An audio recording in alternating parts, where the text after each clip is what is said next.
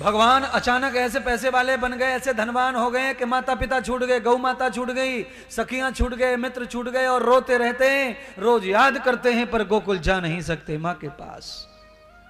मां यशोदा खाली पालने को झुलाती और रोती रहती है। रात भर यशोदा सोती नहीं है। मथुरा आ गया है कन्हैया ये पता है, पर वो मैया के पास नहीं आया। 4 साल हो गए। पालने में ही पुतला बना के रखा हुआ है, कन्हैया का फोटो रख लिया, उसको माथा रख के पड़ी रहती है, रोती रहती है। गैया मथुरा की ओर देखती रहती है, रवाती रहती है, पानी नहीं पीती, खाती नहीं। गोपियों का तो हाल बड़ा बुरा है। राधा पीली पड़ गई हैं, पर अपनी जगह से हल नहीं रही, जा नहीं रही, क्योंकि उनको जिद हो गई, हमको भूल करके मथुरा का हो गया,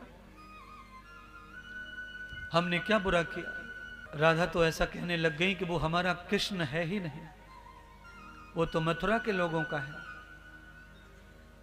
मेरा कृष्ण तो मेरे पास है, मेरा वाला नहीं गया वहां, वो तो उनका गया है जिनका होगा, मेरा तो मेरे पास है। मानो ये भाषा जो है ना वो पागलपन की है, एहसान की। भगवान मथुरा में रो रहे हैं, गोपियां यशोदा गैया यहां ब्रज में रो रही हैं।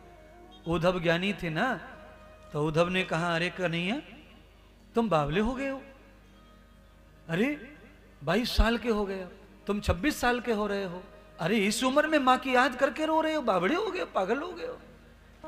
बंधुओं, उद्धव चाहे जितने ज्ञानी थे पर उद्धव जी के अंदर सेंसिटिविटी नहीं थी, सहनशीलता, भाव नहीं था उनमें। कड़वे ज्ञानी थे, कड़वे। और सुनो, ज्यादा पुस्तक पढ़ के जो रट लेता है ना श्लोक और मंत्रों को, वो कड़क ज्ञानी हो जाता है, उसमें भाव नहीं रहता बिल्कुल। ऐसे ज्ञानी थे वो। मूर्ख हो गया है। कन्हैया को डांट रहे उद्धव जी, इस उम्र में याद करता है मां की। और मैं आपको कहना चाहता हूं, उद्धव जी ने जो कहा था वो कभी मत करना ऐसा। आपकी उम्र चाहे जो भी हो जाए, पर मां के लिए हर समय आंसू आने चाहिए, मां की याद हर समय आनी चाहिए। अरे जवानी में मां को भूल गए तो समझ लो सारी दुनिया तुम्हें भूल जाएगी, तुम्हारे लिए सिर्फ नरक बचेगा। भर भरा की जवानी में बढ़ते हुए जीवन में मां और पिता याद रहते, गुरुजन याद रहते, गैया याद रहती है, तो तुम्हारे जीवन में शांति आएगी, विराटता आएगी।